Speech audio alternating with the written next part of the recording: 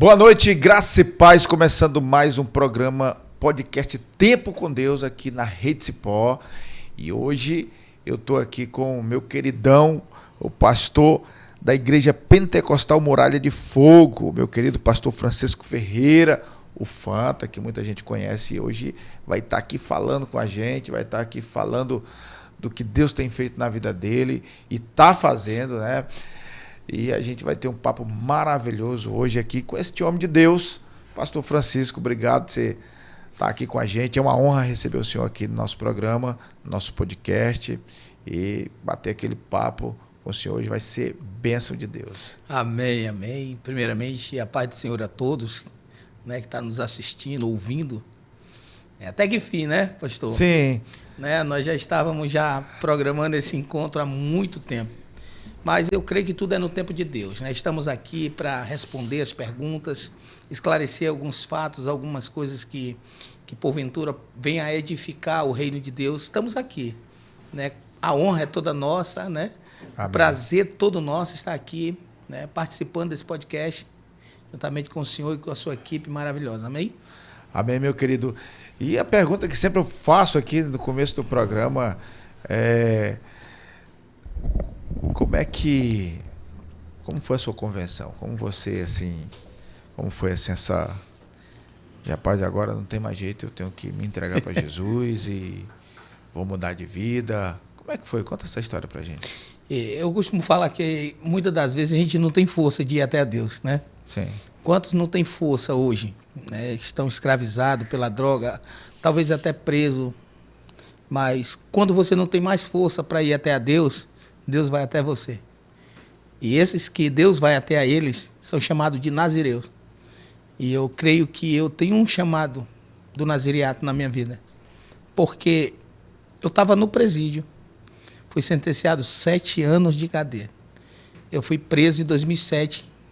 Quando foi 2010, eu ouvi uma voz no pavilhão E, na cela 3. Essa voz mudou toda a minha história.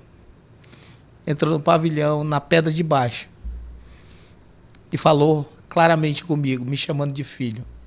Pela primeira vez eu ouvi esse nome filho.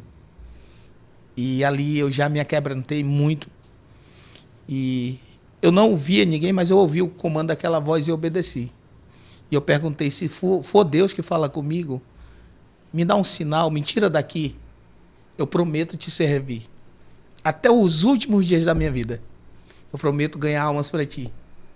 E Deus foi tão leal comigo que de mais de 750 mil presos que existia na época, todos os anos o presidente da República sorteia no Brasil inteiro só um preso para dar um indulto presidencial. Chama-se graça. É um indulto presidencial. A graça é um perdão de pena total. É como se o preso nunca tivesse passado nem na porta de uma delegacia. Eu ouvi a voz do Espírito Santo numa noite. No outro dia, meu alvará chegou assinado pelo presidente da República. E eu saí sem dever nada para a justiça, para a glória do Senhor Jesus. Tenho aqui como provar para vocês que tudo que eu falo, eu tenho clareza dos fatos. Mostrar para vocês que até hoje ainda tenho o meu alvará aqui guardadinho, assinado pelo presidente da República.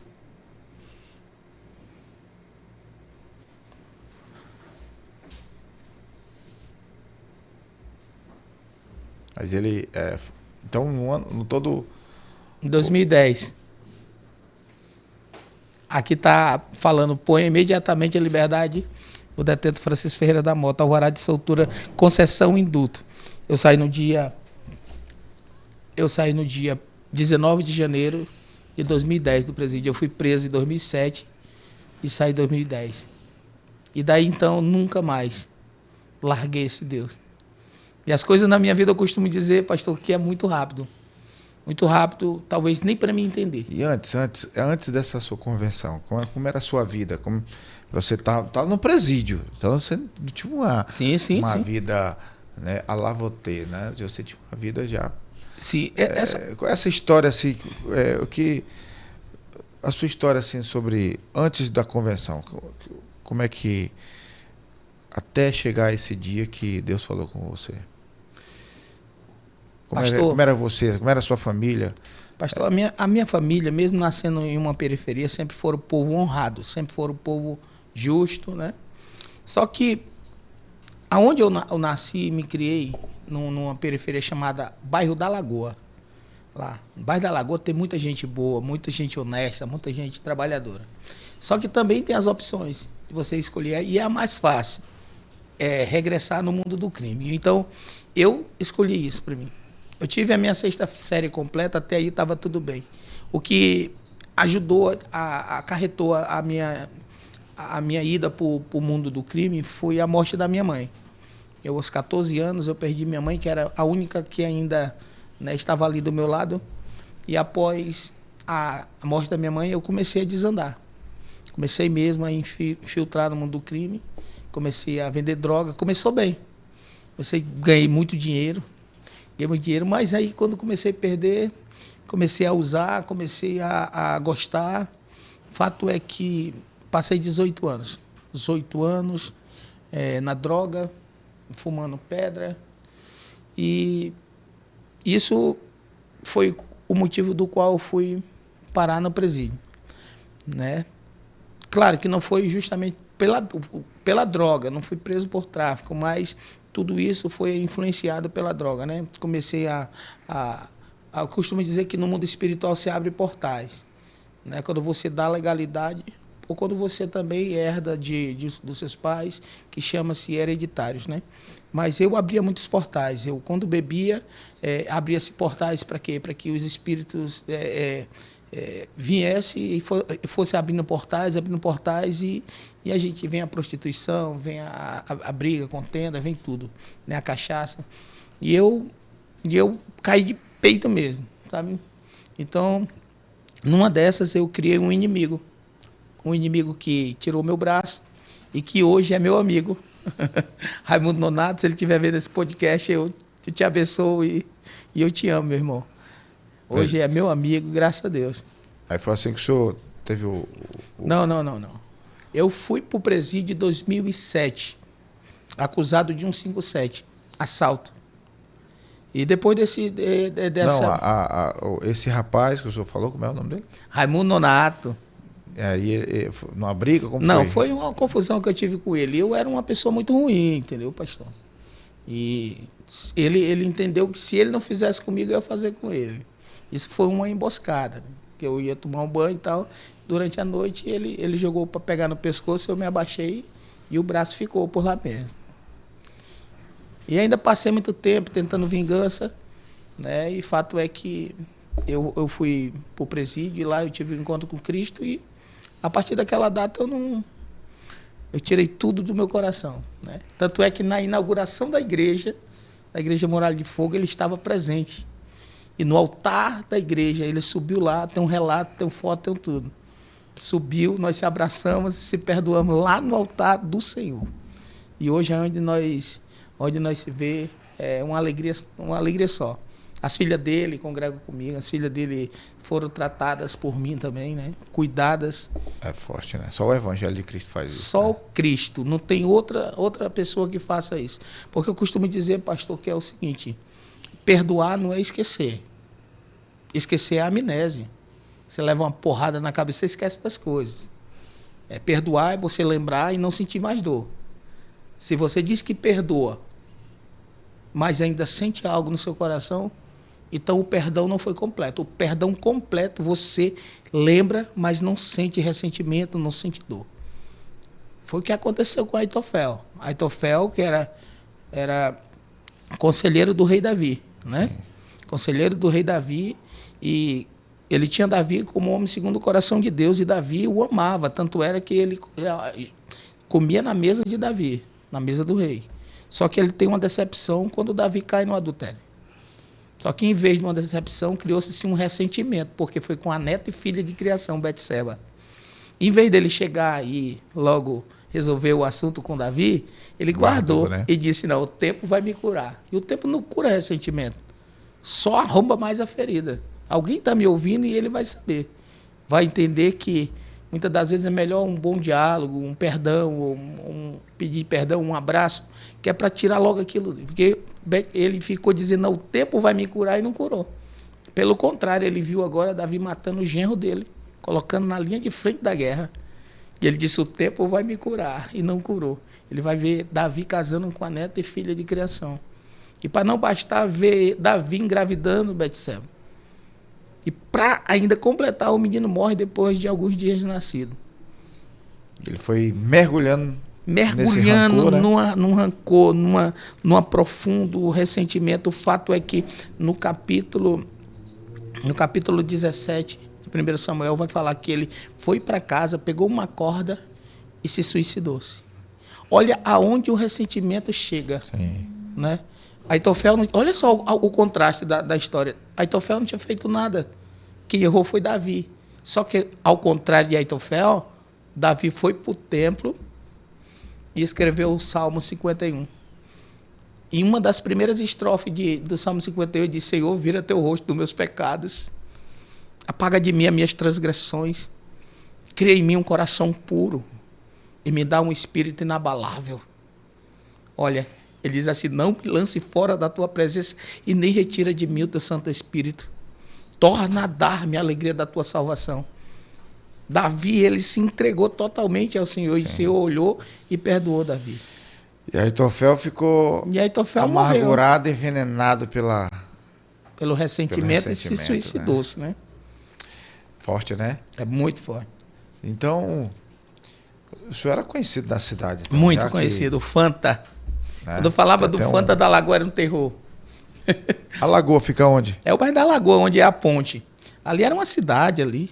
Olha, só para você ter uma ideia, pastor, o bairro da Lagoa, sabe quantos bairros foi tirado do bairro da Lagoa? Cruzeirinho Novo, bairro do Cumaru, Formoso, aonde eu moro, o Vale do Buriti, o Paraíso e Miritizal, o segundo distrito. E ainda não acabou. Só para o senhor ver, fora os agregados, né? Então o senhor era conhecido aí muito conhecido. No mundo do crime, na sociedade aí. Era, muito. E depois que veio essa conversão, como é que foi o novo homem? Saindo do presídio e tentando reconstruir seu nome, sua história. E eu costumo até dizer que é Deus que faz isso, né? Deus, no Salmos 68:6, ele fala que Deus, ele liberta o homem e tira ele do onde ele está preso, ou do deserto que ele estiver, e dá uma família para o homem sozinho, né? E reconstrói tudo outra vez. Mas para o rebelde, ele continua no deserto. Então, quando você teve essa nova atitude, como foi que as pessoas lhe viram, assim, te aceitaram ou começaram a questionar? Como é que você percebeu? Que a gente percebe como as pessoas vão lidar com a gente, né? Como é que foi isso? Pastor, para a gente construir uma boa fama é muito mais longínquo, né? E para a sociedade foi um impacto. Muitos, né, ficaram ali impactados com a minha conversão, mas muitos ficaram com um olhar atrás. Aí eu lembro de dois fatos. Eu lembro de Paulo e lembro da mulher que foi apedrejar e que queriam apedrejá-la, né? Sim. Queriam apedrejá-la ela porque foi pega no ato de adultério. Interessante que quando Jesus libera aquela palavra, aquele que não tem pecado que atira a primeira pedra, né? E a Bíblia vai dizer que começaram a sair de perto. Saiu do pequeno ao maior, do mais moço ao mais velho. Mas você pode observar, pastor, que em nenhum momento você vai ver ele soltando a pedra. Então, até hoje, pastor, estou há 16 anos salvo em Cristo, convertido no Senhor, mas ainda tem pessoas que ficam dizendo, será? Até quando? Mesmo vendo tudo, né? Vendo. É assim, sempre vai ser. Então, você observa que quando Saulo, ele chega por discípulos, se apresenta como uma nova criatura, você observa que teve uma rejeição. Os apóstolos disseram, peraí, não é assim não. Nós vamos esperar o teu tempo, o teu chamado. Saulo agora volta de onde ele tinha saído, ele sai como herói e volta como herege. E passou 14 anos. Mas lá foi aonde ele teve as maiores experiências com Deus. Sim. Lá ele foi levado ao terceiro céu e viu coisas inefáveis. E para todo propósito tem que passar pelo seu processo. E comigo não foi diferente. Eu passei pelo meu processo. Um processo de muita rejeição. Inclusive, Paulo, nem os 12 de Jesus, né, os apóstolos, foi eles acreditavam mesmo e não confiavam muito. Vamos deixar ali um pouco aqui de lado. Mas, né? Os caras queriam matar nós. É desse jeito, é desse jeito. E comigo não foi diferente, né? Eles ficaram observando e o tempo foi passando e Deus começou a me exaltar, começou a soprar meu nome e começou a fazer prodígios. Deus começou a fazer as maravilhas e até hoje eu não entendo. A minha vida é um mistério que nem eu, se eu falar para você, para o senhor, que se eu entendo, eu estaria aqui equivocado e mentindo. Eu não entendo como que Deus... Eu entendo porque a Bíblia fala que Deus pega do pó o pobre do monturo necessário para se assentar com os príncipes. Mas numa velocidade dessa, depois que Sim. acontece, eu nem... Aí depois que eu fico imaginando, pastor, eu orei 1 ano e 6 meses para que Deus destruísse a minha carne. Porque nós temos 3 inimigos. O mundo, a carne e uma guerra invisível, que é Satanás e os demônios. É uma guerra espiritual.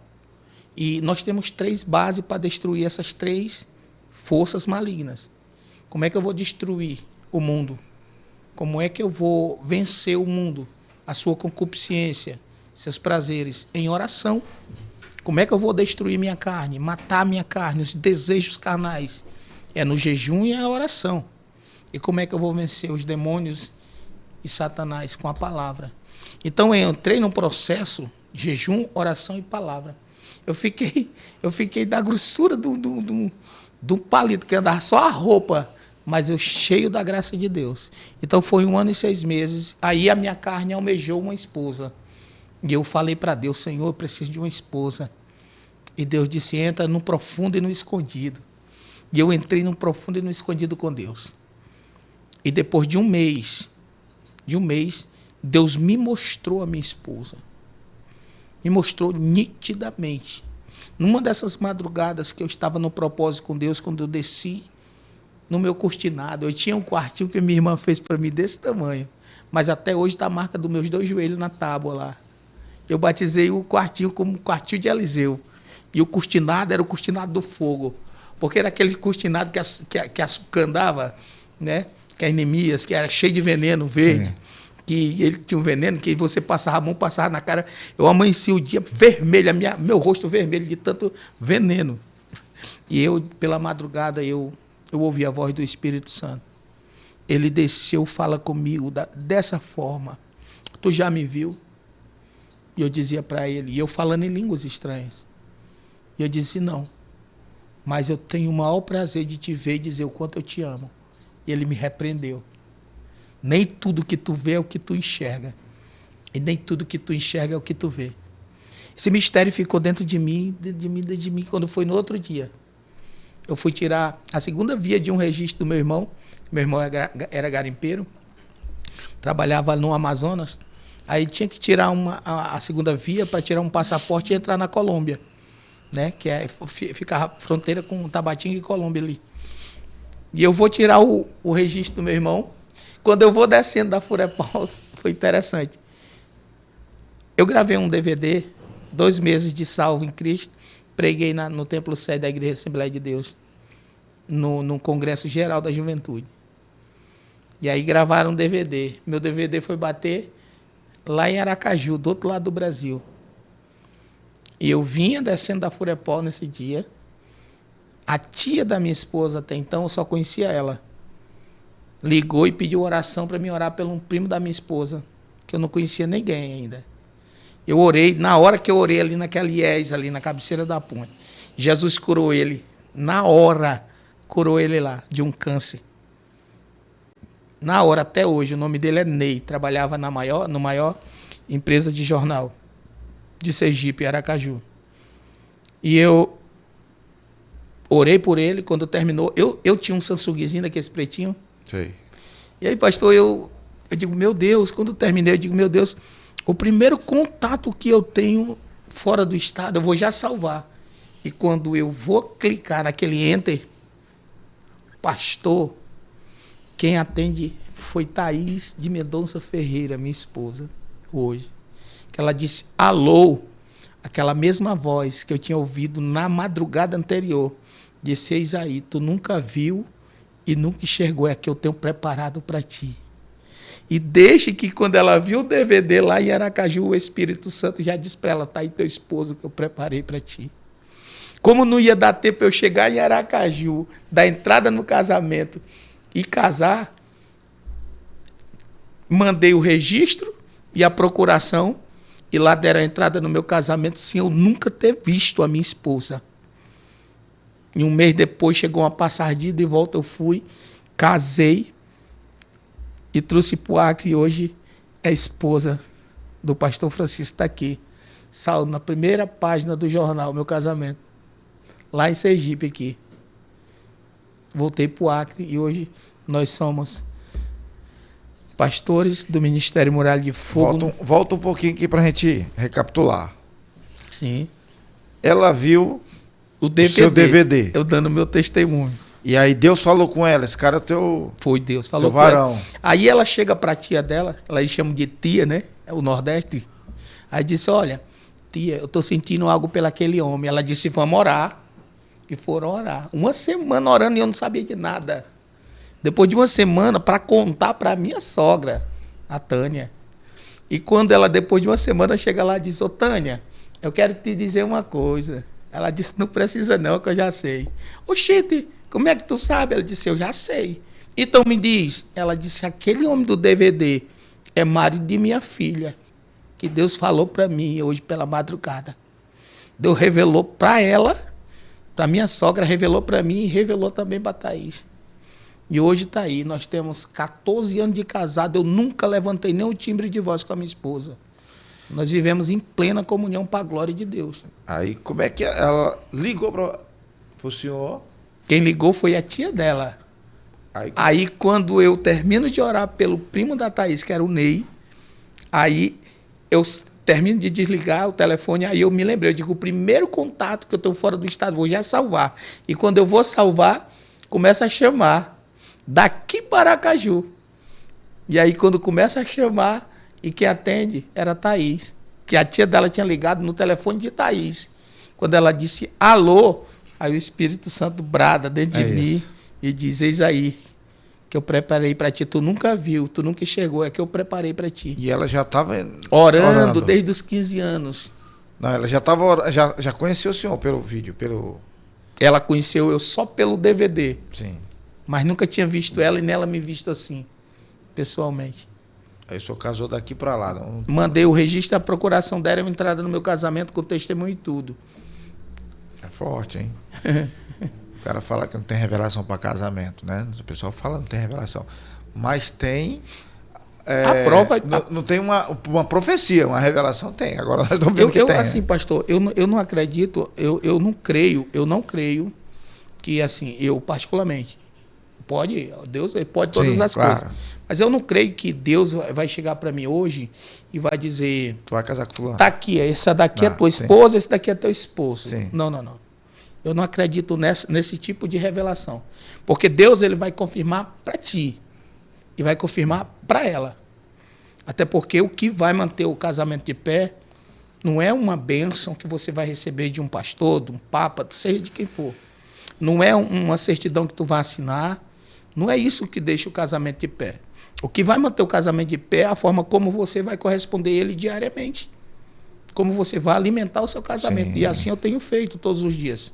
Porque tem muito casamento que começa de Deus, né? Mas aí o casal começa a fazer do dia. Não alimenta. Então é como uma árvore. Se você não alimentar ela todos os dias ali com água, regar todos os dias um pouquinho, ele vai murchando as folhinhas até morrer. E então, hoje há 14 anos. 14 anos. Nós já celebramos já 328 casais. Através, né? 328 casais no civil, no religioso. Hoje para a glória de Deus. Hoje já cuida de famílias, né? Sim. Só Deus para fazer isso. né? Sem dúvida. E num casamento que não é fácil, né? Os dois têm que estar em comunhão, acordo, na visão. Como é que foi isso? Porque ela viu o senhor no vídeo, e aí daqui a pouco se encontraram. E aí como é que nasceu essa chamada pastoral? Porque os dois tinham que ter a mesma visão. Vai que ela não quisesse. Entendeu? Porque eu sei que Deus faz tudo perfeito, mas como é que começou essa incendiar isso no seu coração, se incendiou no coração dela? Vamos para um próximo nível. Vamos. Eu não sei, pastor, se eu posso colocar um videozinho aqui para nós ver rapidinho. Eu acho que consegue. Manda aqui para mim que ele bota no ar aí pra gente. O negócio aqui não dá, porque senão vai tudo de uma vez. Aqui eu tenho um vídeo, mas eu vou falar aqui. Eu tenho um vídeo aqui. Não vai ser necessário, depois eu passo pro pastor. Eu tenho um vídeo aqui no dia do meu casamento. Eu casei que lá em Sergipe, a gente casa. Ah, você foi casar lá em Sergipe? Eu casei em Sergipe. E deram entrada lá. A tia dela, com procuração minha e o meu registro. Nunca tinha visto o senhor? Não. Ela tinha. A tia dela tinha, porque ela veio pro Acre. Sim. E levou o meu DVD para lá. Né? Ela levou o DVD? Sim. Ok, entendi. A tia dela. O Uriaci, que Deus já recolheu já. Então, nós casamos 9 horas do dia. Porque lá os casamentos são durante a manhã, né? E aqui não, é à tarde. E quando foi à noite, reuniu uma equipe de pastores, muitos pastores que tinham lá. Porque a minha esposa era muito queridinha. Minha esposa ela era uma menina, sabe, exemplar, formada, dedicada na enfermagem. Ela era técnica de enfermagem, né? Foi a oradora da turma dela. Sempre foi inteligente ela. E quando se reuniu a família dela toda durante a noite para celebrar no religioso, né? E na hora que eu estou respondendo sua pergunta ainda. Sim. Então, na hora que nós estávamos de joelho aqui, o vídeo, né? Estava de joelho, eu magrinho ainda, tanto jejuar. E quando ela termina de orar, e eu de joelho e os pastores na roda, quando eu me levanto, Deus toma em profecia uma pastora chamada Pastora Adriana. E ela começa a falar em línguas estranhas e fala abertamente. Deus disse que teu chamado é pastor. No vídeo... Isso no casamento? No meu casamento. Deus disse que teu chamado é pastor. Eu olhei assim, pastor, eu ainda abri um sorriso amarelo, aquele sorriso dizendo, essa mulher enlouqueceu, né? Pensando só no pensamento. Mas quando ela disse assim, já está tudo preparado que eu colocarei em tuas mãos. É muitas ovelhas. Aí quando ela disse, eu sou teu Senhor, aí eu desabei. Ali eu vi que era Deus mesmo. Isso 4 anos antes de eu ser pastor. E eu ainda fiz muita prova com Deus. Cheguei aqui, congreguei. Quero até aproveitar a oportunidade de mandar um forte abraço para o pastor Carlos. Pastor Carlos, que foi o meu pastor, homem exemplar de honra. Né? Tive muitos pastores também. Passei pelo pastor Elias, gente boa, o Zairon, o pastor Júnior, o pastor Jacinto, que Deus já recolheu ele, o pastor Jacinto, o pastor Cleissomar, né? Eu passei por alguns pastores. E quando ela disse, teu chamado é pastor. Pastor, eu fiquei no início, eu digo, meu Deus, como que Deus vai fazer? Eu tinha tanto, assim, não era vergonha, mas era um temor tão grande com esse nome pastor, que eu tinha medo quando alguém me chamava de pastor. Isso depois de 2 anos eu pastoreando, e eu ainda tinha aquele medo de ser chamado de pastor, porque eu vejo que é uma responsabilidade muito grande. Sim. Eu sempre tive isso comigo. Meu Deus, pastor é o resto da vida. Pastor tem que fazer, tem que amar, tem que cuidar, tem que zelar. Eu sempre tive isso comigo. Né? Exato. E depois que eu terminou essa profecia, é interessante que nessa profecia ela entrega as 3 bases do meu ministério. Diz, a obra de envergadura na terra, a obra de conserto, e muitos vão querer calar a terra, mas eu sou teu Deus que vou na tua frente. A obra de envergadura. O que é que eu entendo que é envergadura, pastor? O que enverga e não quebra. Muitos falam que é o bambu, a palmeira, né? a taboca. Né? Eu vejo que é o trigo. O trigo, ele é idêntico ao joio. Tem duas diferenças somente. É o caule e a base. Ou seja, o caule do trigo, ele é flexível. O do joio é duro. E o trigo, ele tem as bases dele com semente. O joio não tem semente. Então, quando vem a tempestade, o trigo, ele tem a humildade de se inclinar. Sim. O joio não. O joio não. Ele prefere se quebrar. Joio é bicho ruim, rapaz. Né, pastor? Então, mas quando a tempestade passa, o trigo volta a ficar de pé. O joio permanece no chão. E pode observar, joio, ele não frutifica, porque ele não tem semente. Ele tá no chão sempre, né? É. E não é fácil, né? Trabalhar com... Esperar o próprio Deus mandar o vento, né? Pro joio. E deixa eu lhe falar.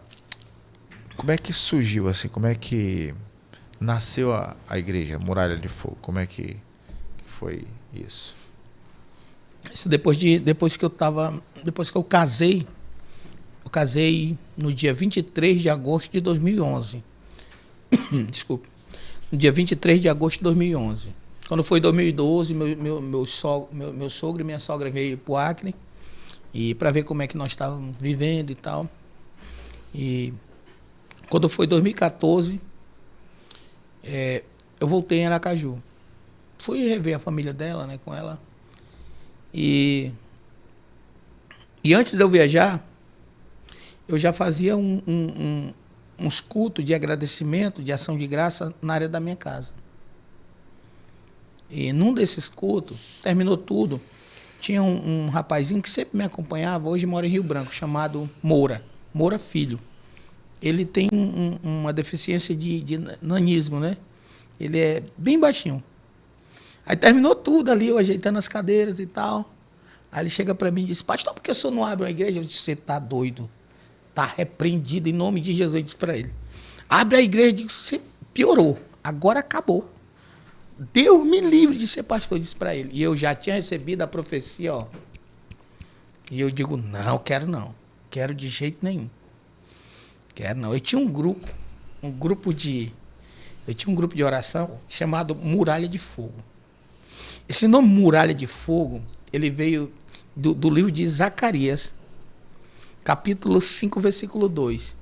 Quando o povo de Jerusalém se afastou-se dos princípios de Deus e foram buscar seus próprios interesses na Babilônia, outro no Egito e tal, aí Deus chega e levanta o profeta Zacarias e diz: olha, manda todos voltarem para Jerusalém. Quando eles estiverem todos no meio da cidade, eu serei para ela uma muralha de fogo. E eu mesmo no meio dela serei sua glória. E aí, isso aí foi a primeira... Aí nós criamos esse grupo. Esse grupo composto de vários ministérios. Tinha pessoas de todo ministério. Tinha da Casa da Bênção, tinha da Batista do Bosque, tinha da Bíblica do Caminho, tinha da Assembleia de Deus. Tinha vários ministérios juntos, né? A gente começou esse grupozinho e tal, e a gente fazia culto nos lares. E nesse dia, quando ele disse: por que tu não abre um ministério? Eu disse para ele, digo: você tá doido? Tá repreendido. Ele disse: pastor, me dê seus documentos aí. Eu digo: para quê, rapaz? Tu vai aprontar? Ele disse: não, me dê seus documentos. Eu dei um documento para ele, ele tirou a foto e eu viajei. Em 2014. Viajei em 2014 para Aracaju. Quando eu volto, eu percebi algo que estava estranho, né? Passei um mês lá, quando eu chego no portão de casa, que eu olho, tudo em silêncio, e eu digo: tem alguma coisa errada aqui. Quando eu abri, ele tinha deixado a chave com a irmã da igreja, uma cópia. Quando eu abri, eu nunca vi sair gente de tanto, não sei de onde foi que veio tanta gente. Eles vieram cantando aquela música para mim assim, ó: você é o espelho que reflete... Nesse tempo, né, Raridade estava no auge, o Anderson Freire estava fazendo o maior sucesso. E aí começaram a cantar aquela música para mim. E no meio do povo todinho estava o Morinha com o CNPJ da igreja. Ele abriu a igreja com o CNPJ, estatuto, ele fez tudo. E estava esperando só eu assinar. a ata. E depois eu chamei ele e perguntei, Moura, me diz uma coisa. Como foi que tu fez isso? Ele disse, o senhor não sabia não, eu sou contador.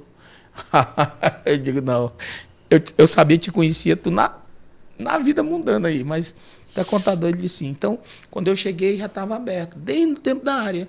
E aí depois eu digo, meu Deus, eu fiquei com medo. Bateu um medo de não conseguir. É o que eu fiz. Eu tenho um amigo que até hoje é meu conselheiro, ele. É o Josa da farmácia. Até hoje ele é meu conselheiro. Quando eu preciso de algum conselho, eu ligo para ele. E eu cheguei na farmácia dele na época, eu lembro como fosse hoje. Eu com medo, eu cheguei para ele, Josa, cara, eu não quero isso para minha vida não. Eu estou pensando em abandonar tudo isso aí não é para mim não. Eu sou pastor da onde que eu sou pastor, rapaz? Ele olhou dentro do meu olho e disse, irmão Fota, fala todo assim, irmão Fota, se tudo existir agora, tu vai ser um homem fracassado pro resto da tua vida. Rapaz, ele disse só isso. Ele disse, tu vai ser um fracassado pro resto da tua vida. Pastor, foi como entrou assim um negócio dentro de mim. Eu digo, eu não sou fracassado. Agora, aí eu disse, pode o sangue dar na canela, eu vou ser pastor agora. Foi só o que ele disse foi uma coisa tão assim, espontânea, tão de Deus que até hoje. Hein? Mas mesmo assim, eu fui fazer prova com Deus. Pastor. E numa dessas provas com Deus, Deus abriu uma visão. Eu estava era como se eu tivesse com os 2 braços e um grande ovo na mão. E a voz dizia, solta. Eu digo, não vai quebrar. Solta. E vai quebrar. Solta. Aí eu soltava. Quando eu soltava, eu via só a gema, bem amarelinha. Aí eu disse, o que o senhor quer falar com isso? Ele chegava abertamente e disse, eu quero o meu ministério assim, de dentro para fora. De dentro para fora. Aí veio a chama novamente, que Deus seria a glória dela. E ao redor dela seria uma muralha de fogo. Aí veio o nome, Muralha de Fogo. Aí foi tudo muito rápido, que até hoje eu não entendo. E a gente construindo. O mundo diz que está em crise, mas para os fiéis da terra, sim, não existe crise, não. São em Cristo, né? É. E hoje a muralha de ferro é muralha de fogo, de ferro. A muralha de fogo é onde é o endereço lá? Lá é no Conjunto Vale do Buriti, né? No bairro Nossa Senhora das Graças. A sede. Qual é o dia de culto lá? Lá na sede são quinta, sábado e os domingos. Lá é a sede, mas tem outras? Tem outras filiais. Filiais? Tem. Quais os bairros? No bairro? Aqui no bairro do Remanso temos uma, né? Temos uma obra também ali em Taumaturgo. E estamos querendo abrir uma obra em Itabaiana. É o interior do Nordeste. Toda vez que eu vou para o Nordeste, eu vou em Itabaiana. E lá a gente já tem alguns obreiros, algumas pessoas já que estão pedindo, né? Então, para quem não queria ser pastor, já lidera pastores. Graças a Deus. Já lidera obreiros. E é fácil. Conta essa história aqui de um pastor que começou uma igreja. Já terminou a construção? Nunca termina, né? A construção de igreja nunca termina. Sempre tem um negócio para fazer. Uma puxada para cá, um negócio para ali. É fácil liderar uma igreja num tempo que nós estamos vivendo hoje. As demandas emocionais das pessoas que estão chegando nesse tempo, né? As pessoas adoecidas emocionalmente, com crises existenciais, crises emocionais, crises financeiras. Como é que o senhor tem lidado com isso nesse tempo? A doença do século hoje chama-se ansiedade, depressão. E eu vejo que as pessoas têm um medo hoje, porque o medo é que gera tudo isso. Medo. E muitas das vezes medo de perder um casamento, medo de perder uma finança, medo de não dar certo um relacionamento, medo de tudo. E vai gerando no psique uma ansiedade e a pessoa cai em uma depressão profunda. E no meio de tudo isso, pastor, hoje o meu maior obstáculo, assim, eu creio que é de quase todos os pastores, não é nem de sair para ganhar as almas. É fazer com que os que já estão salvos permaneçam salvos. Sim. Então é uma demanda muito forte. Né? Muito forte, porque a gente hoje está lidando com pessoas de todas as classes, né? Agora, eu vejo que tudo isso que acontece no mundo espiritual, isso aqui é revelação de Deus. Isso aqui é revelação de Deus que Deus está falando aqui agora. Sabe por que o povo tem medo de morrer, tem medo de perder, tem medo de não dar certo, tem medo de se... Criam-se uma ansiedade porque estão deixando de ter a experiência com o céu.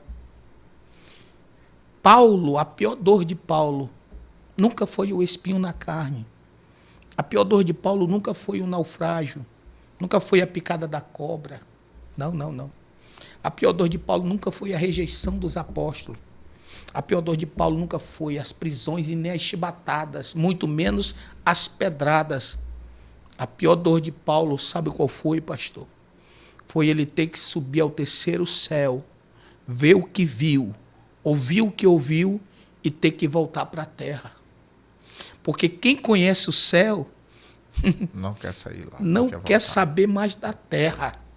Então, quando nós começamos a ter experiências com o céu, aí sim as coisas aqui na terra se alinham, se encaixam.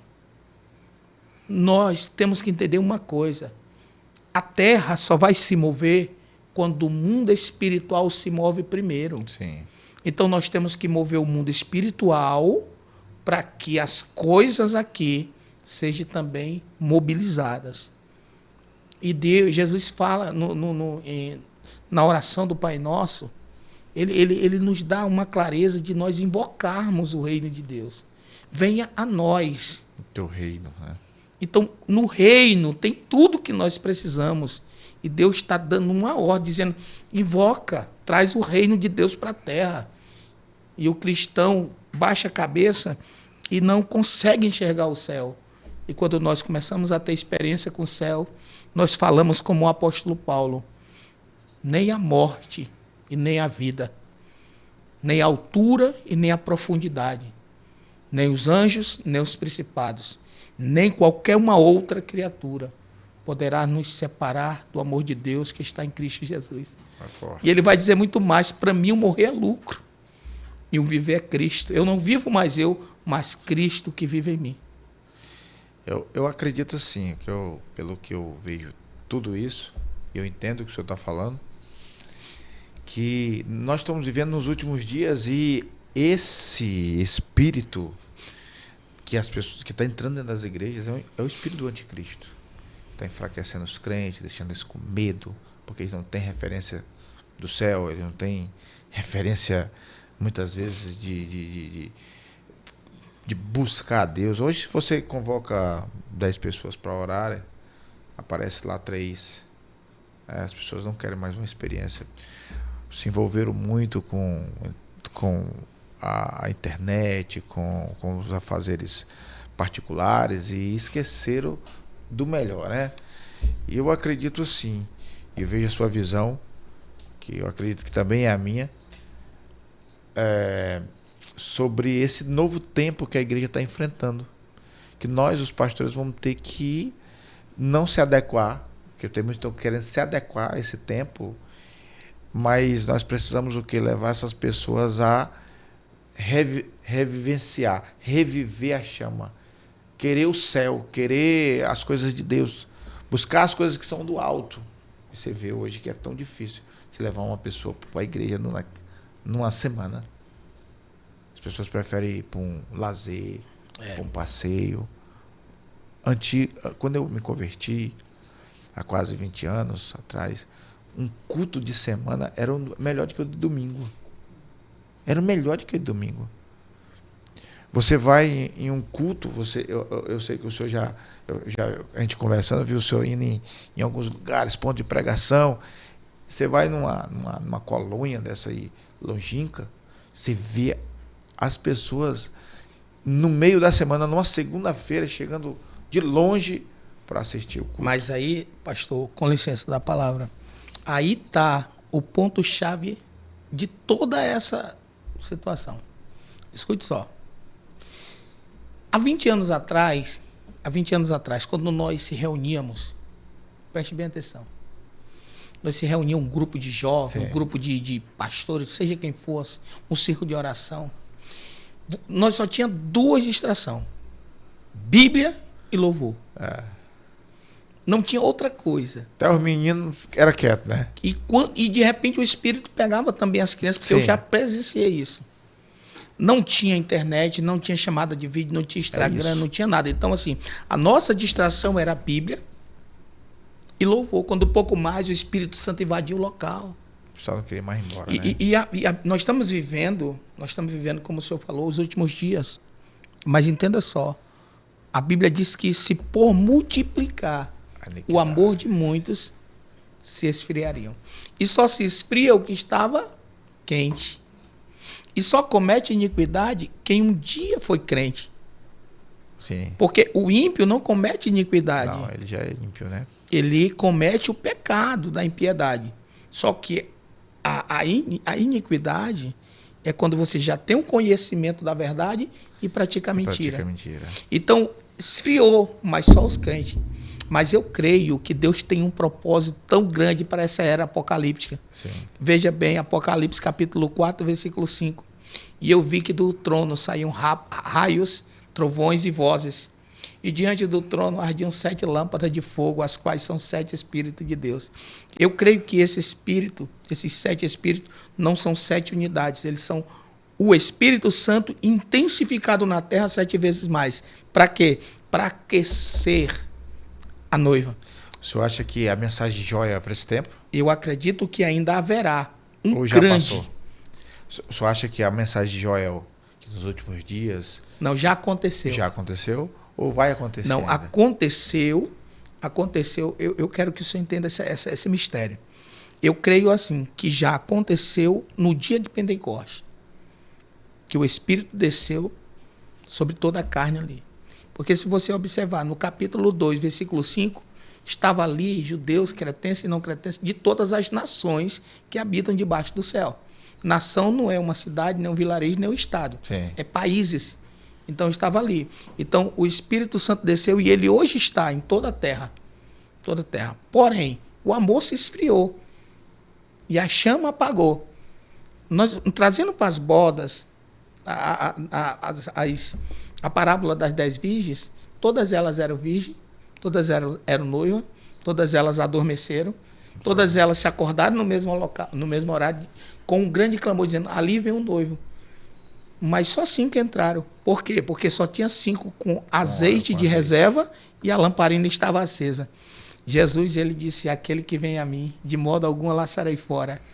Né? De modo algum eu lançarei fora. Então, essa palavra, essa promessa de Jesus está válida até os dias, até o final de tudo. Sim. Então, o que ele disse, aquele que de modo algum, aquele que vem a mim, de modo algum eu lançarei fora, eu acredito assim, pastor. Que em Apocalipse 4, 5, essas 7 lâmpadas de fogo, as quais são 7 espíritos, trazendo para as lamparinas. O Espírito, Jesus disse, eu vou para o Pai preparar lugar, mas eu não vos deixarei órfão, enviarei o meu Espírito Consolador. Os judeus, até os dias de hoje, eles não podem ver a noiva enquanto eles não casam. No dia do casamento, que eles vão ver a esposa. O que é que eles fazem? Eles mandam uma pessoa de confiança para a casa da noiva, adornar a noiva, deixar tudo preparado para o dia do casamento entregar. Aí Jesus disse, eu vou para o Pai preparar um lugar para nós, o noivo. Mas eu não vos deixarei órfão, eu enviarei o meu melhor amigo para preparar a minha noiva. Sim. Só que aí, essa era apocalíptica, já uma lâmpada de 100 watts não acende mais. Então o que é que Jesus faz? Ele, na era de trevas, apocalíptica, eu creio que ainda haverá um grande derramado do Espírito Santo. Ele vai aquecer na terra 7 vezes mais. Para quê? Porque a Bíblia diz que a variedade de ministério, mas o Espírito é um só. A variedade de dons, mas o Espírito é um só. A variedade de operações, mas o Espírito é um só. Então, essas 7 lâmpadas de fogo, as quais são 7 Espíritos de Deus, não são 7 unidades, sim. O Espírito Santo aquecendo na terra 7 vezes mais. Para quê? Para aquelas lamparinas que estavam apagadas e não tinha azeite de reserva, incendiar, porque se multiplicou a iniquidade e o amor de muitos se esfriou. Então ele vem aquecer a terra 7 vezes mais. Um grande avivamento, eu creio, que ainda haverá nessa terra, com um único propósito de encher as lamparinas Sim. e acendê-las, que somos nós. Para quê? Para a grande vinda do Senhor. Para a grande vinda do Senhor. É forte, gente. Aqui, o programa hoje está bombando aqui com o pastor Francisco. Aleluia. Tá aqui falando aqui sobre esses últimos dias. Maravilha. Então, você que está assistindo aí, manda esse vídeo para o máximo de pessoas que você puder. Dá um like aí e vamos com a gente. Tem aqui nossos patrocinadores, Sky Caneca, né, que está patrocinando aqui o nosso programa aqui, a Rede Cipó, ok? Sky Caneca, quase não sai. Refrigerante, água mineral e também a Help Burger. Quem mais ainda? Camisa Tapiri. Autoescola Águia, isso. É que patrocina aqui o nosso podcast, a nossa rede, a Rede Cipó. Você que quer seguir, você pode seguir a gente no Instagram, tem a Rede Cipó no Instagram e também Cipó News, você quer conhecer notícia aí, ok? Tem a Cipó News também, você pode também estar indo no Instagram e estando aí por dentro das notícias aqui do Juruá, do Acre e do Brasil, ok? E esse podcast comigo, Pastor Ronde, da Filadélfia Cruzeiro do Sul, Pastor Ronde, todas as sextas-feiras aqui com você. E aqui o pastor, nosso amigo, Pastor Francisco, Glória que veio nos abençoar hoje aqui. Pastor, deixa uma palavra aqui de reflexão. Estamos terminando aqui o programa. E o senhor deixa uma palavra de reflexão para este povo maravilhoso que está nos vendo aí, que assistiu o seu testemunho aí, que poderoso. Fale aí algo que está no seu coração, libera essa palavra aí para esse povo, no nome de Jesus. Eu costumo falar que o homem ele não morre quando ele deixa de existir, mas sim quando ele deixa de sonhar. Porque aquele que sonha, ele tem esperança. E a nossa esperança, a minha esperança, a sua esperança, passou 3 dias no seio da terra, mas ao 3º dia ressuscitou. A nossa esperança não pode morrer. Pode até se apagar por alguns dias, mas nós temos que continuar sonhando, acreditando que dias melhores virão. Em nome do Senhor Jesus, não deixe de sonhar, não deixe de crer, não deixe de perseverar, porque aquele que persevera, ele alcança. Ele alcança. Amém? Nosso pastor Francisco aqui, homem de Deus, pastor da Muralha de Fogo. Ok? Você que vai visitar lá. O endereço, pastor? O endereço é bairro Nossa Senhora das Graças, conjunto Vale do Buriti, depois do Farinhada Clube. Estaremos esperando você amanhã com o culto de cura e libertação. Você que precisa de um milagre, de uma cura, você que sofre de ansiedade, tem algum exame que já fez e o médico não detectou e você continua ali enfermo, vá lá. Vá nos visitar. Já teve centenas de testemunhos de pessoas que foram curadas naquele lugar. E você, talvez que está nos assistindo, seja mais uma delas que está precisando receber uma cura. Vá lá receber o seu milagre em nome de Jesus. Eita, glória, é isso mesmo. Vai lá. Programa, nosso podcast fica por aqui. Comigo, Pastor Ronde. Todas as sexta-feiras, tamo junto, das 18 às 19. Que Deus abençoe. Um beijo no coração. Amém.